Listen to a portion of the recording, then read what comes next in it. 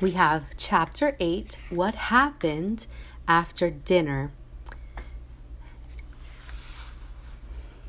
"And now," said Lucy, "do please tell us what happened to Mr. Tumnus." "Ah, that's bad," said Mr. Beaver, shaking his head. "That's a very, very bad business. There's no doubt he has taken off by the police.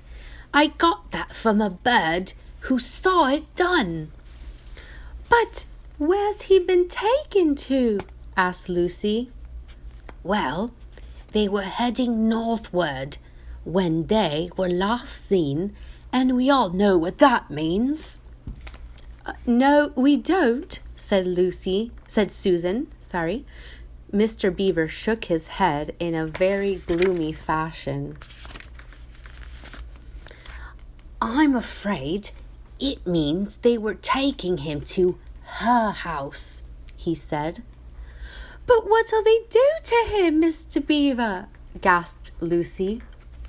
"Well," said Mr. Beaver, "you can't exactly say for sure, but there's not many taken in there that ever comes out again.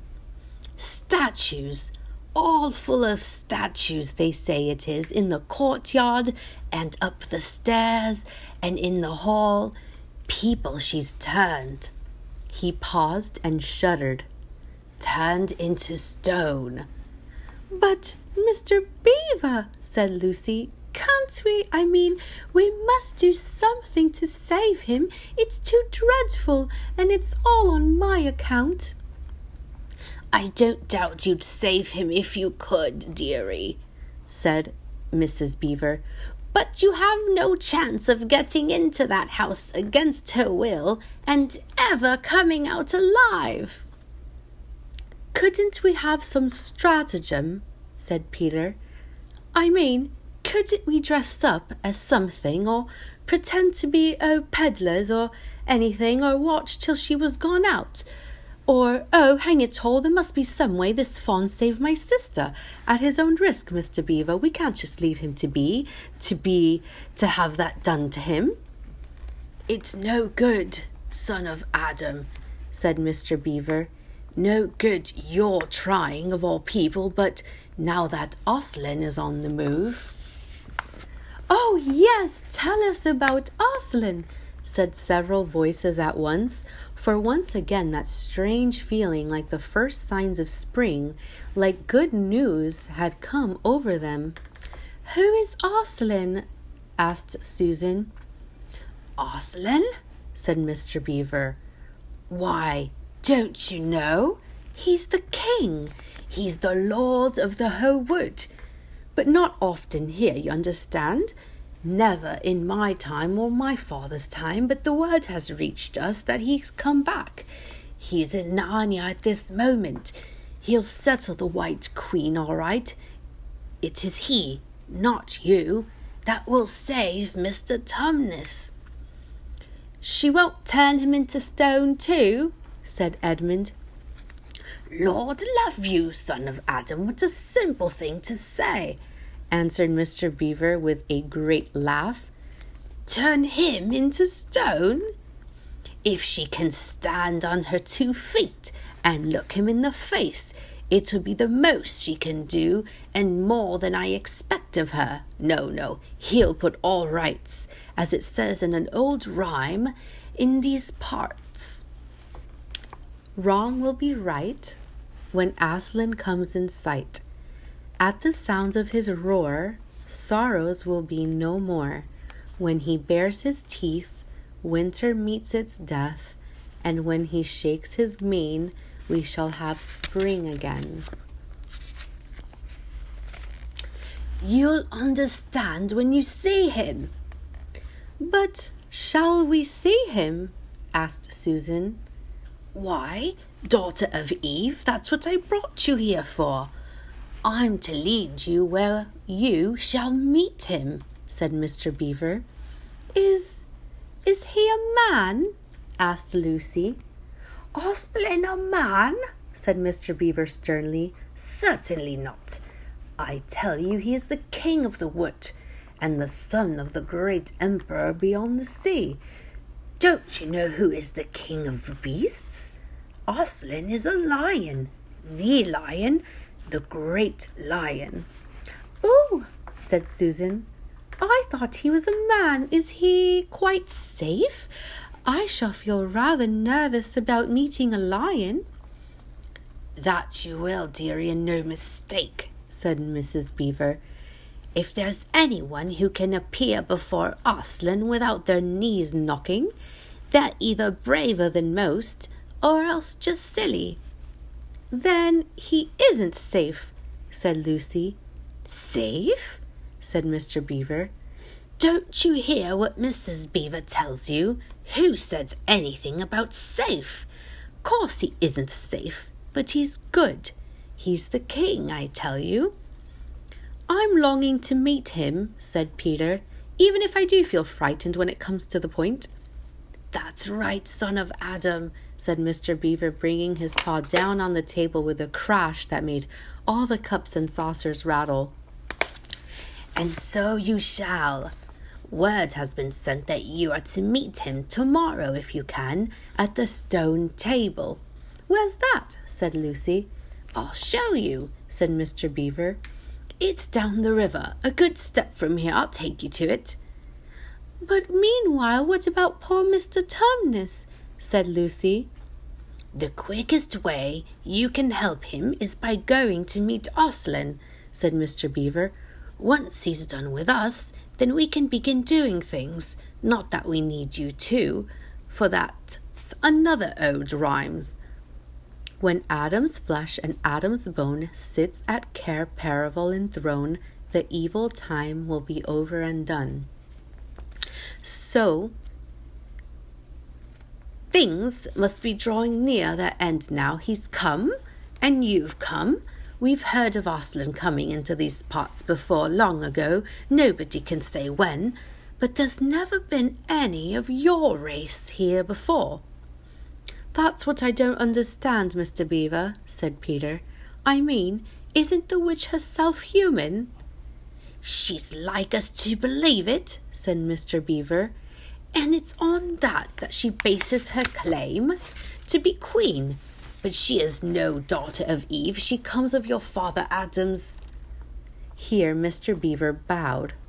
"Your father Adam's first wife, her they call Lilith, and she was one of the Jinn. That's what she comes from on one side, and on the other she comes of the giants. No, there isn't a drop of real human blood in the witch." "That's why she's bad all through, Mr. Beaver," said Mrs. Beaver. "True enough, Mrs. Beaver," replied he. "There may be two views about humans, meaning no offence to the present company, but there's no two views about the things that look like humans and aren't." "I've known good dwarfs," said Mrs. Beaver. "So now you come to speak of it?" "Oh," said her husband, "but precious few, and they were the ones least like men. But in general, take my advice. When you meet anything that's going to be human and isn't yet, or used to be human once and isn't now, or ought to be human and isn't, you keep your eyes on it and feel for your hatchet. And that's why the witch is always on the lookout for any humans in Narnia. She's been watching for you this many a year, and if she knew there were still 4 of you, she'd be more dangerous still." "What's that to do with it?" asked Peter. "Because of another prophecy," said Mr. Beaver. "Down at Cair Paravel, that's the castle on the sea coast down at the mouth of this river, which ought to be the capital of the whole country if all was it as should be.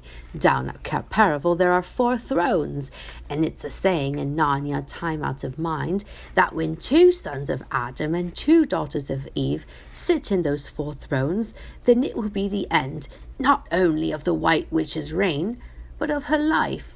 And that is why we had to be so cautious as we came along.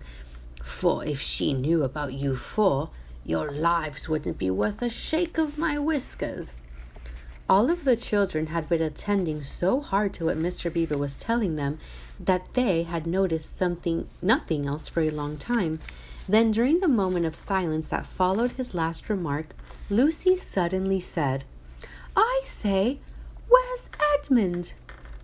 There was a dreadful pause, and then everyone began asking, "Who saw him last? How long has he been missing? Is he outside?" And then all rushed to the door and looked out.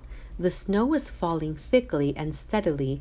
The green ice of the pool had vanished under a thick white blanket, and from where the little house stood in the center of the dam, you could hardly see either bank. Out they went, plunging well over their ankles into the soft new snow, and went around the house in every direction. "Edmund! Edmund!" they called till they were hoarse. But the silently falling snow seemed to muffle their voices, and there was not even an echo in answer. "How perfectly dreadful!" said Susan as they at last came back in despair. "Oh, how I wish we'd never come!" "What on earth are we to do, Mr. Beaver?" said Peter. "Do?" said Mr. Beaver, who was already putting on his snow boots. "Do? We must be off at once. We haven't a moment to spare." "We'd better divide into 4 search parties," said Peter, "and I'll go in different directions. Whoever finds him must come back here at once." "Search parties, son of Adam?" said Mr. Beaver. "What for?" "Why, to look for Edmund, of course." "There's no point in looking for him," said Mr. Beaver. "What do you mean?" said Susan. "He can't be far away yet. We've got to find him. What do you mean when you say there's no use looking for him?" "The reason there's no use looking," said Mr. Beaver, "is that we know already where he's gone." Everyone stared in amazement. "Don't you understand?" said Mr. Beaver. "He's gone to her, to the White Witch. He has betrayed us all." "Oh, Shirley! Oh, really?" said Susan. "He can't have done that." "Can't he?" said Mr. Beaver, looking very hard at the 3 children, and everything they wanted to say died on their lips, for each felt suddenly quite certain inside that this was exactly what Edmund had done. "But will he know the way?" said Peter. "Has he been in this country before?" asked Mr. Beaver. "Has he ever been here alone?" "Yes," said Susan, almost in a whisper. "I'm afraid he has." "And did he tell you what he'd done or who he'd met?" "Well, no, he didn't," said Lucy. "Then mark my words," said Mr. Beaver. "He has already met the White Witch and joined her side and been told where she lives. I didn't like to mention it before, he being your brother and all, but the moment I set eyes on that brother of yours, I said to myself, treacherous. He had the look of one who has been with the witch and eaten her food. You can always tell them if you've lived long in Narnia, something about their eyes." "All the same," said Peter in a rather choking sort of voice, "we'll still have to go and look for him. He is our brother after all, even if he is rather a little beast, and he's only a kid." "Go to the witch's house?" said Mrs. Beaver. "Don't you see that the only chance of saving either him or yourselves is to keep away from her?" "What do you mean?" said Lucy. "Why, all she wants is to get all 4 of you." She's thinking all the time of those 4 thrones at Cair Paravel. "Once you were all 4 inside at her house, her job would be done, and there'd be 4 new statues in her collection before you had time to speak. But she'll keep him alive as long as he's the only one she's got, because she'll want to use him as a decoy, as bait, to catch the rest of you with." "Oh, but can no one help us?" wailed Lucy. "Only Arslan," said Mr. Beaver. "We must go on and meet him. That's our only chance now." "It seems to me, my dears," said Mrs. Beaver, "that it is very important to know just when he slipped away. How much he can tell her depends on how much he's heard. For instance, had we started talking of Arslan before he left? If not, then we may do very well, for she won't know that Arslan has come to Narnia. or that we are all meeting him, and will be quite off her guard as far as that is concerned. I don't remember his being here when we were talking about Aslan, began Peter, but Lucy interrupted him. Oh, yes, he was, she said miserably. Don't you remember? It was he who asked whether the witch could turn Aslan into stone too. So he did, by Jove, said Peter. Just the sort of thing he would say too.